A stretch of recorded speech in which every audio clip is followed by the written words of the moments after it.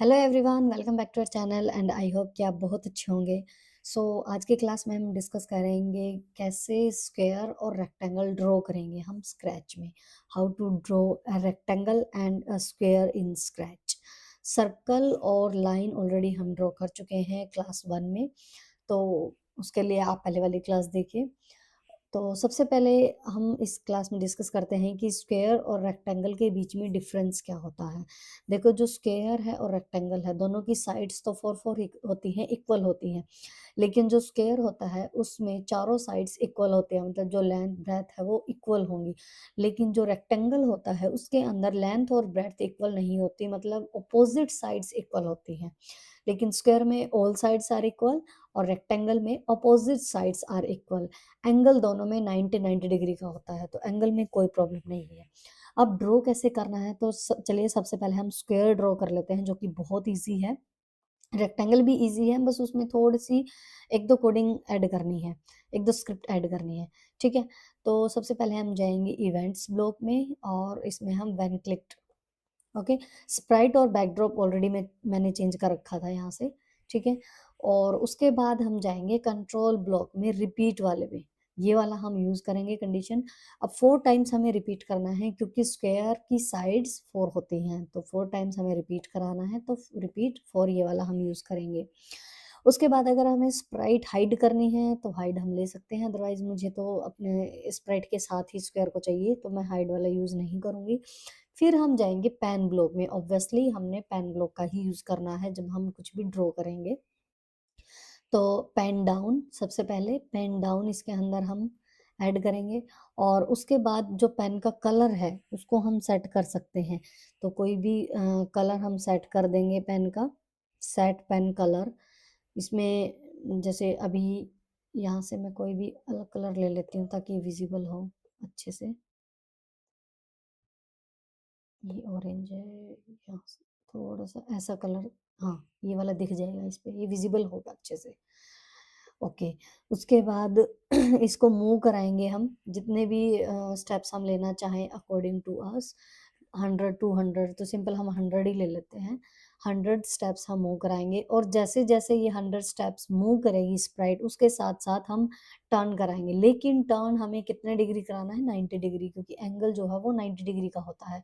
तो 90 डिग्री का हम लेंगे इसमें स्क्वायर में। तो बस ये छोटी सी कोडिंग है कि हमें 4 टाइम्स रिपीट कराना है क्योंकि साइड्स 4 टाइम है। पेन डाउन और सेट पेन कलर, ये दो चीजें लेनी है, उसके बाद मूव कराना है और टर्न कराना है 90 डिग्री पे।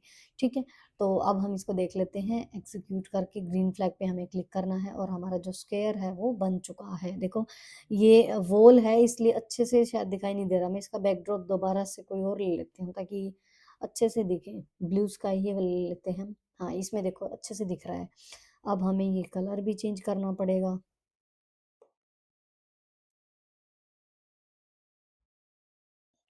ये वाला ले लेते हैं। इसके लिए अब हमें इरेज ऑल करना पड़ेगा, लेकिन अदरवाइज तो ये दोबारा से इरेज ऑल कर दिया मैंने। यहाँ पे भी यूज करना चाहते हैं, यहाँ पे कर सकते हैं हम रिपीट से पहले, यहाँ पे यूज कर सकते हैं इसको इरेज ऑल। ठीक है, लेकिन अभी तो मैंने इरेज कर लिया तो मैं इसको हटा देती हूँ। अब इसको दोबारा से करके देख लेते हैं एक बार।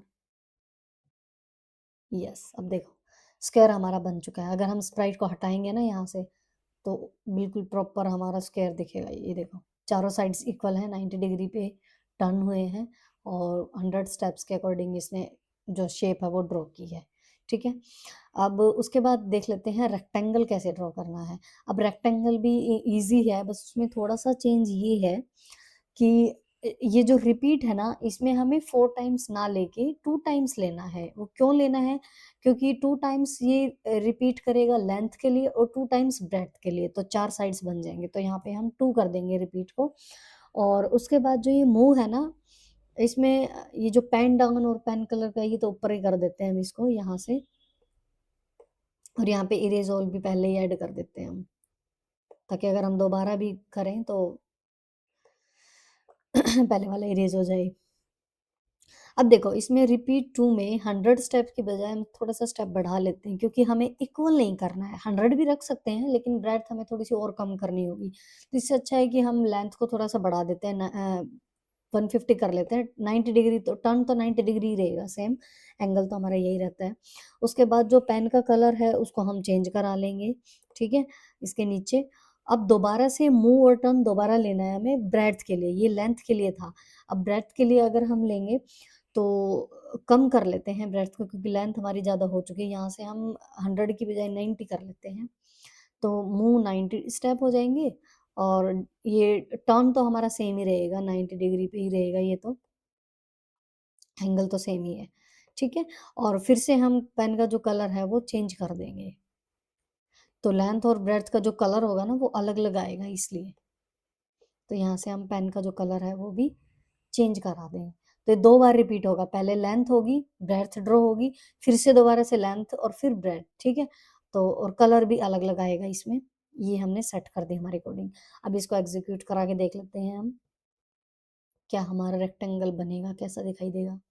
तो ये देखो, अ, ये लेंथ हो गई, ये ब्रेड्थ हो गई हमारी, ये फिर से लेंथ और फिर से ब्रेड्थ, ठीक है? ये हमारा रेक्टेंगल भी ड्रॉ हो चुका है। बैकड्रॉप आप और अच्छा-सा ले सकते हो ताकि अच्छे से विज़िबल रहे, ठीक है? हर बार ये ऐसे कलर आ जाता है कि इसमें ना अच्छे से दिखाई नहीं देता, बट कोई नहीं, कोई भी ले सकता है, इसमें बिल्कुल ही नहीं दिख रहा।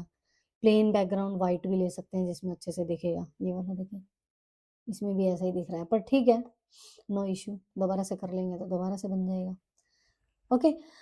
और ये हो गया हमारा स्क्वायर, रेक्टेंगल दोनों हो चुके हैं और आई होप कि आपको समझ आया होगा। सो वीडियो को लाइक, शेयर, कमेंट करना मत भूलना और चैनल को सब्सक्राइब ज़रूर कर देना अगर आपने अभी तक नहीं किया है। और अगर और अच्छे से स्क्रैच सीखना है तो हमारे साथ जुड़े रहिए, बेल आइकन प्रेस कर लीजिए ताकि न्यू वीडियो का नोटिफिकेशन आपके पास आ जाए। So thank you so much, have a nice day and take care.